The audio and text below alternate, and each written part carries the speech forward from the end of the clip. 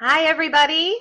It is 12:30 Eastern Time, and we are ready to go live with today's topic about sleep and autism. So I am really happy that you all are here.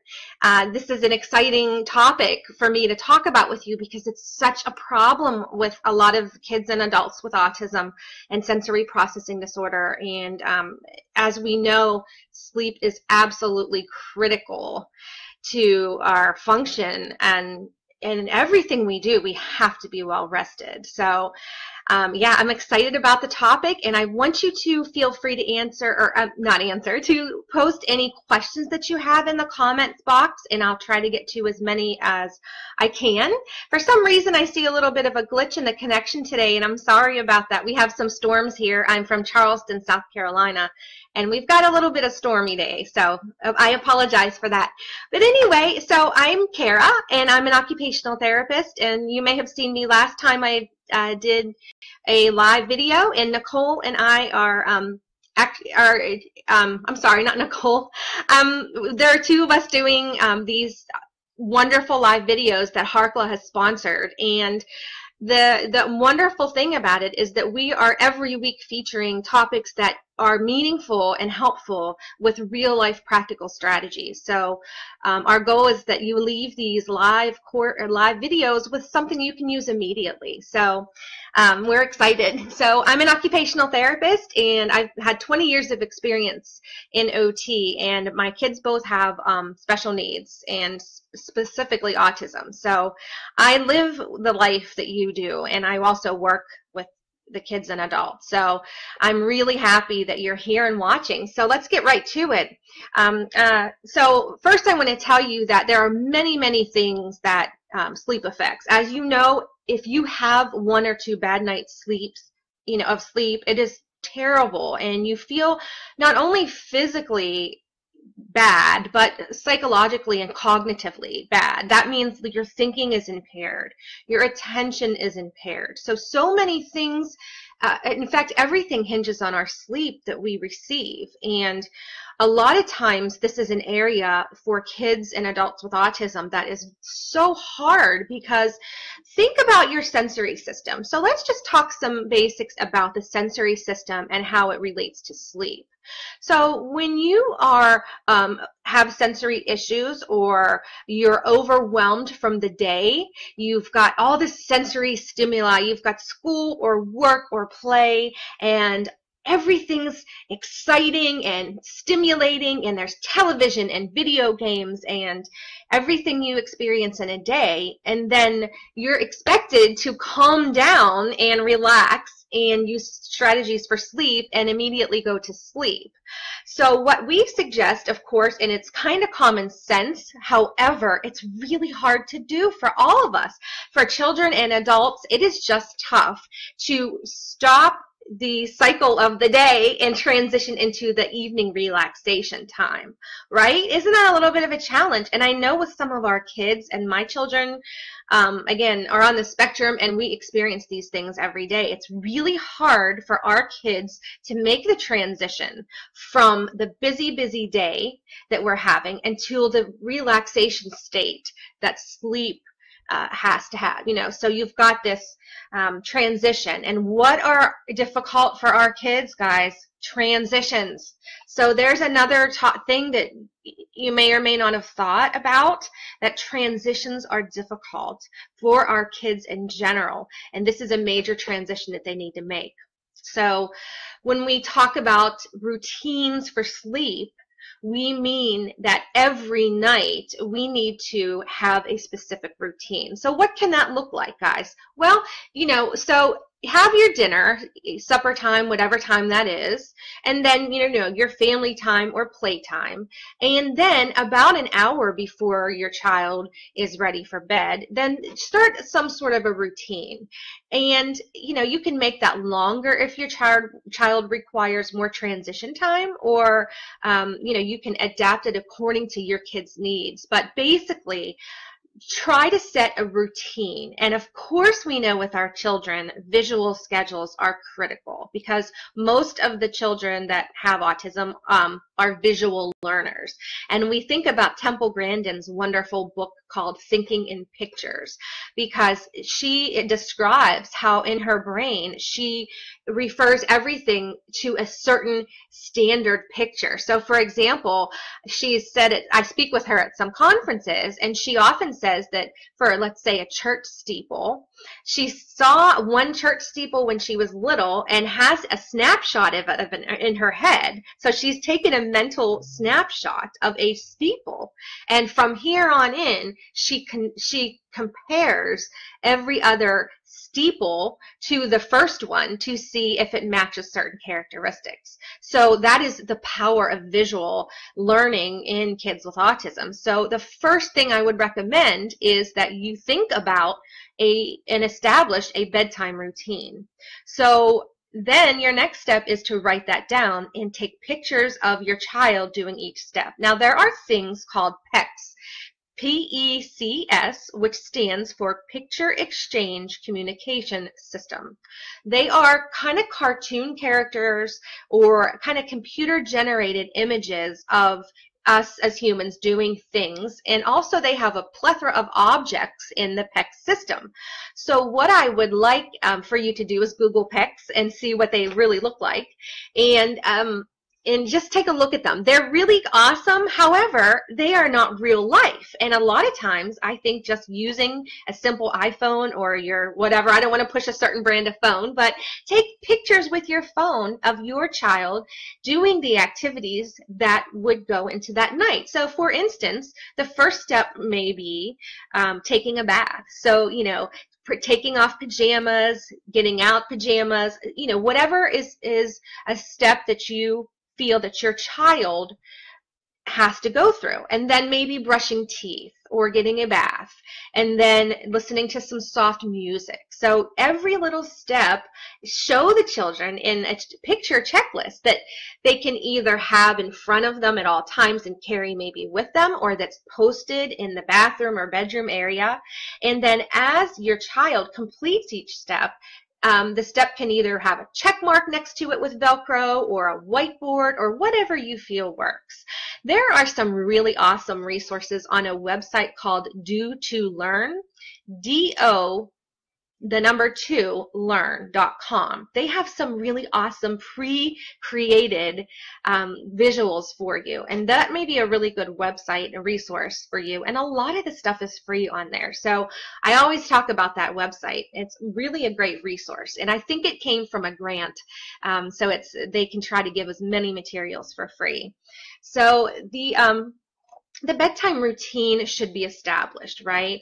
And we need to, the second thing I'm going to talk about is the fact that we need to set a good habit and example for our kids.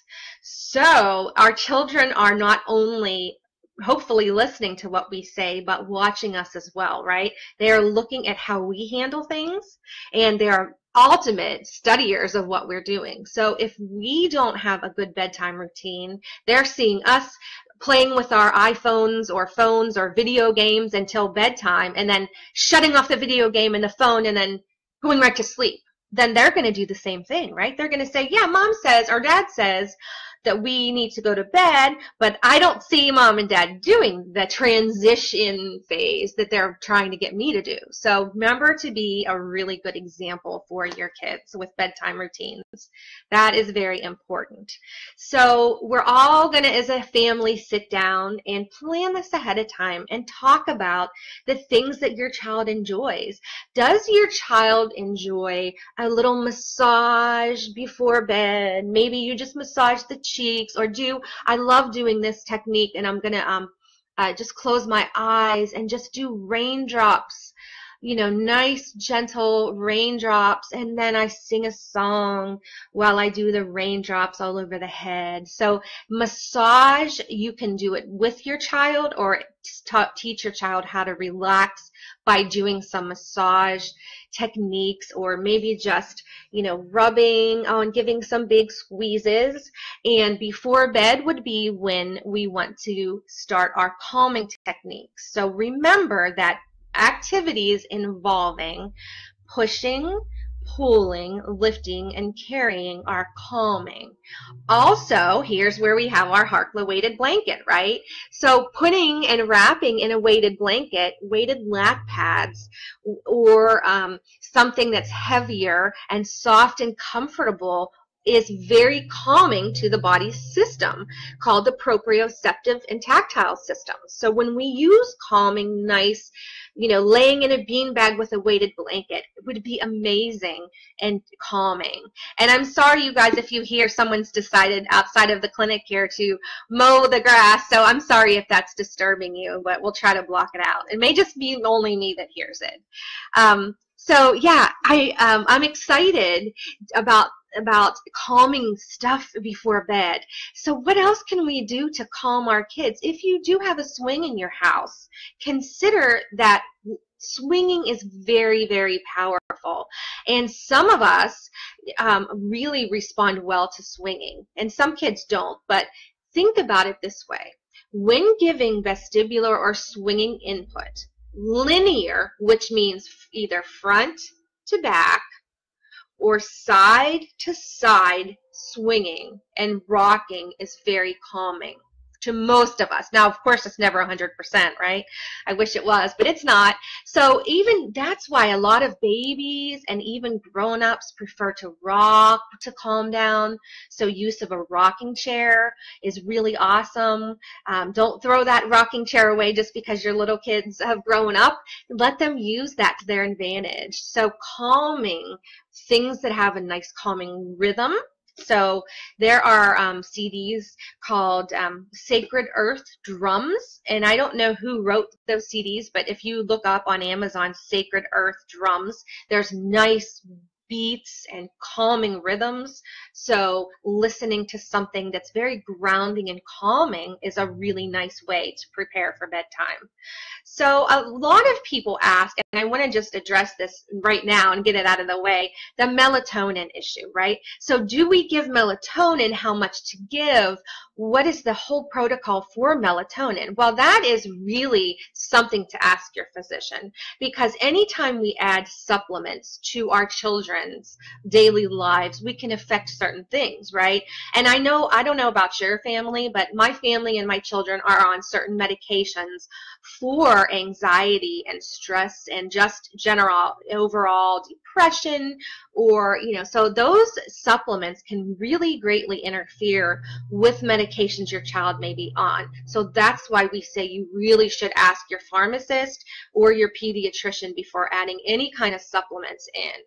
And then, of course, the dosing of the melatonin, or there's even melatonin-like products that are, have some of the properties of melatonin but aren't hormones, that really are awesome. But again, dosage depends on your child's weight and how responsive your child can be to melatonin. So it's not something to really be messed around or played with.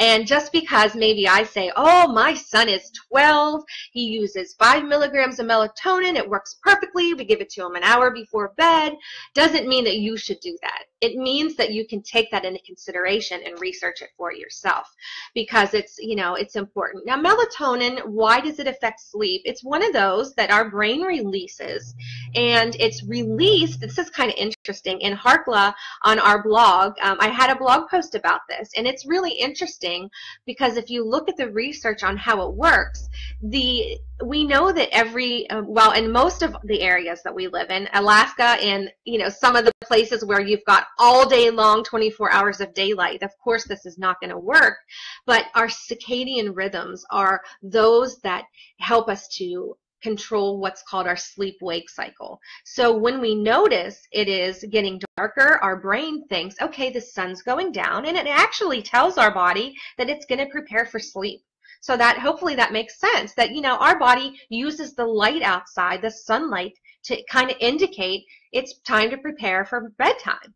So when we do things like work the night shift, I don't know, maybe some of you have worked the night shift. I know my husband has worked the night shift before, and one of the first things we purchased was a room, the curtains that darken the room. So that can be used for your kids too. So think about that. If your child is one that gets up right with the morning light, you may want to consider, and on top of blinds or the, you know, Venetian blinds or our horizontal blinds, maybe invest in some room darkening curtains, because again, knowing that that light affects the chemicals that wake us up, and then stopping that light from coming in can maybe extend your child's sleep time in the morning.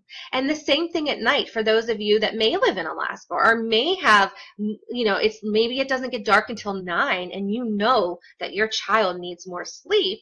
You can then prepare for bedtime by closing those room darkening curtains. It's, you know, easy, but it then releases the, you know, the chemical, the melatonin that prepares us for sleep. Other things, and then video games. Let's talk about why it is bad to play video games right up until bedtime. Well, that's because there's a light that's blue light, that's light actually in video games, computers, electronic devices. The light actually triggers our brains that it's time to be awake. So that's why we say put your phone on night mode. There is such a setting, and I can't grab my phone right now, it's too far away, but there is a setting called night, and you can, it kind of tones down the light on your phone. So the same thing with video games. They are really triggering our brains. I'm talking louder because this is getting so loud, I'm so sorry. But anyway, so these things like computers and televisions really do make our brains want to stay awake. So that's why we suggest turning all of these things off and giving time for our brains to prepare for bedtime. So hopefully that makes sense to you. Some other strategies, and I've got my notes here I'm looking at. We talked about the routine. Let's talk about the bedroom setting. So I know that there's some, everybody's got their color preferences, right? My favorite color happens to be blue. I'm sitting with my wall here that's blue. I've got a lot of blue stuff, but generally if you look, Google colors and their meanings behind them. Sometimes we think about red and orange as bright alerting colors that cause us to, you know, respond in our brains to release those alerting hormones. So if you think about that, consider bedding that's not bright orange, because that kind of would be overwhelming. If you think about it, what do you prefer? Just kind of think about your own bedding and your own choices. And I know a lot of kids' bedding is so bright and colorful and bam and explosive with colors, but is that really what calms your child? Just talk about it with your child and kind of pay attention to that. I have a really awesome suggestion that I want to talk about quickly, that our friend has just said that fleece material doubled to make curtains works really well as blackout curtains. And I thank you for that suggestion, because that is a really affordable way. Go to Joann Fabrics or Walmart or wherever and get some fleece material, and that is a really cool way. Thank you for that suggestion. I really appreciate that. So anyway, consider bedding. It's got to be soft bedding that's comfortable for your child. Pillows, same thing. You know, different pillows may cause, you know, different feelings. So I love experimenting even with pillows and sheet textures and fabrics. So all of that should be considered. Some other things then with the house in general are smells. Now think about sensory systems. So we've got our vision, we just talked about calming down with light. And now we've talked about proprioceptive and calming input like massaging and vestibular with rocking. Let's address scent. So a lot of times, if you're cooking in your house at night or after dinner, those food smells may linger. And some of our kids are hyper or more responsive to scents anyway.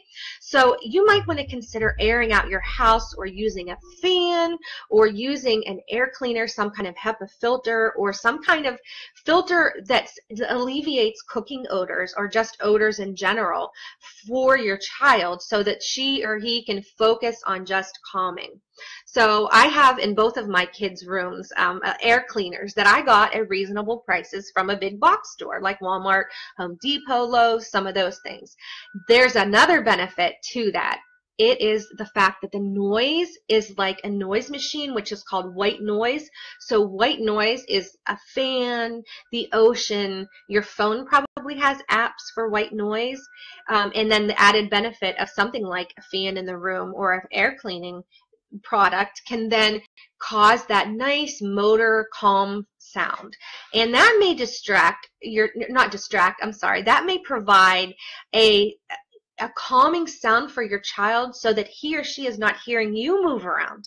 So when I immediately prepare my kids' rooms for bed and recommend this to my clients, I say turn those fans on, the white noise machines, the air cleaners on, so that that's nice and dampens any other sounds that may happen outside. So, you know, that's a really fun suggestion. The other thing that is really cool is bathing before bedtime or showering. So we can then prepare like a spa type environment. And we've got about 9 more minutes left, so I'm so excited we get to talk about tons of hopefully helpful tips for you. But, you know, think about the spa and bathing environment.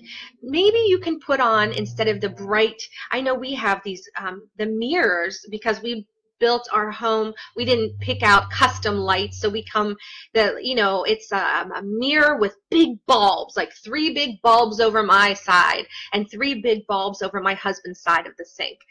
You know, we've just plugged in some regular lamps into my kids and our bathroom so that those bright lights aren't so overstimulating when we're bathing or showering. We have nice, calm lighting. It's enough that we can see what we're doing, but also that we don't have to be bombarded with bright light while we're bathing. We love to have some calming music in the bath for our family and for a lot of my clients. Again, thinking about scent, so maybe you have, candles can be dangerous, I know, for our children, but we can use scents like vanilla. I know there's a lot of calming scents that are out there, but one of the ones that I'm asked about frequently when I speak and when I am working with families is lavender. Lavender can be absolutely wonderful in essential oils, and I know Johnson & Johnson makes many baby products that have lavender in them. There is a little bit of concern that I've found through the years with lavender, though, and again, check with your child's physician always before adding scents, because lavender, and you can look this up doing a search online, has maybe been linked to some tissue growth in male breast. So in male breast tissue, you may have some stimulation of growth with lavender. There's some association with that. So I don't know how, I haven't researched how this link has been proven or not proven, but I know it's a concern. So I don't use lavender with my boys, but our physician said just avoid it. But some doctors may say it's okay. Again, lavender is a touchy kind of thing, so use your own wisdom and research it and make the best decision for your family. But vanilla is calming. There are those cookie candles and scents that you can spray that emulate chocolate brownies or cookies, or even some comforting, wonderful scents. So, temperature of the water, everything then around bathing could be very calming and spa-like. And then, of course, pajamas are the same way. Choose those jammies that are super cozy for your kids. So those are my suggestions about, hopefully we've talked about most of the senses. And I'm going to check my notes here. I want to talk, one other thing is Epsom salts. Now, Epsom salts are, again, available very, very cheaply at a lot of stores. They can be cool because they can relieve, if you look up Epsom salts and your doctor says it's fine, they are really nice because Epsom salts can actually, they're some one of those old remedies that our grandmothers and great grandmothers talked about. And actually, when I use them, they make my body just feel better and sore muscles go away. So check out Epsom salts, investigate it, and see if it's something you want to choose for your family. So I think that's all of the senses. Let's review. We talked about lighting for the eyes and how we want to control the bright lights, shut off electronics, consider calming scents, and the noise of white noise or ocean or music. You know, another thing, I'm a children's yoga instructor also.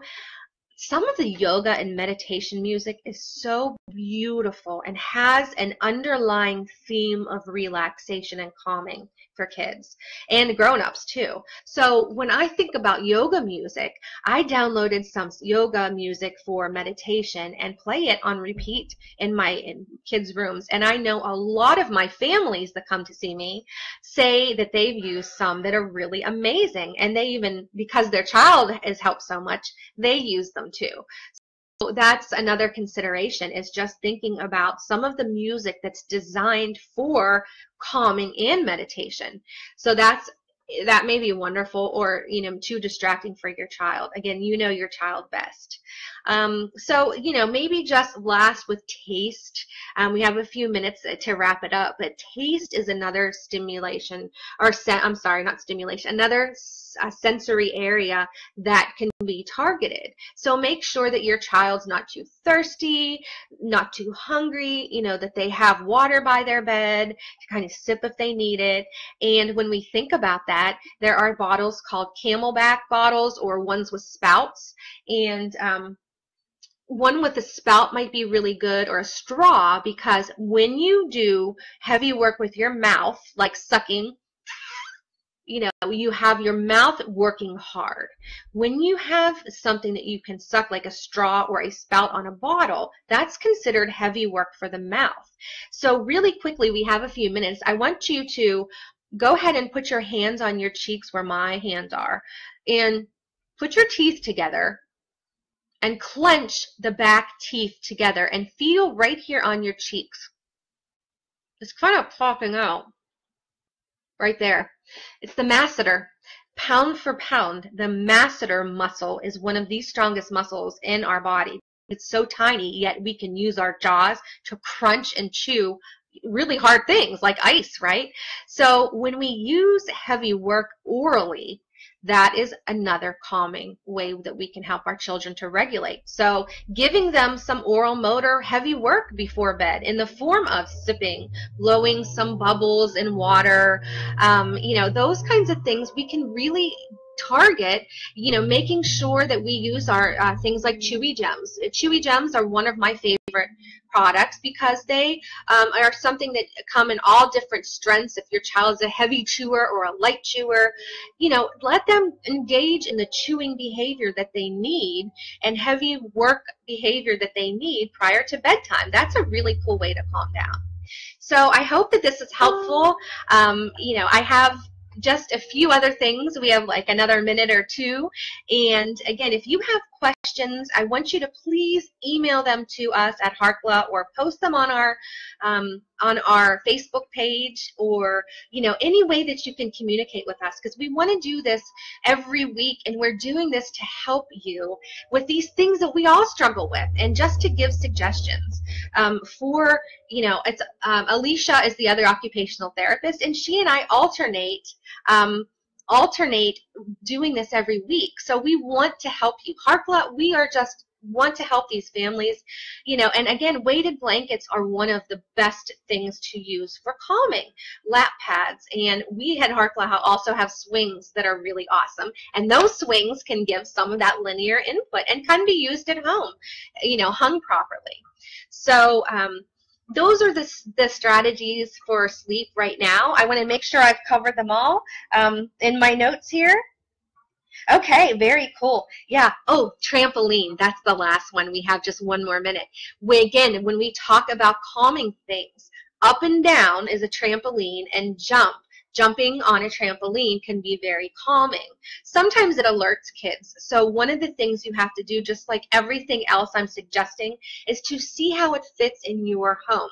If you have access to a mini trampoline or a big therapy ball, have your child just bounce on it, roll around on it in calming ways, just to give some rocking motion on the trampoline or on sitting on the yoga ball or therapy ball. That can help too.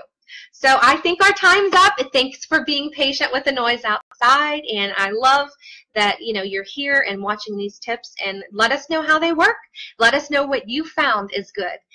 We are just here for you, and I appreciate it, you guys. And for you fathers that are watching, I know it's Father's Day weekend, and we want to wish you a happy Father's Day. And we know that it's hard being a father anyway, but being a father to kids with special needs, or being a father with special needs, we want to applaud you. We are so proud of you, and it's hard work, but you're doing well. So thank you so much, and have a great Father's Day and weekend. And it's been great seeing you today. Thank you, guys. Bye.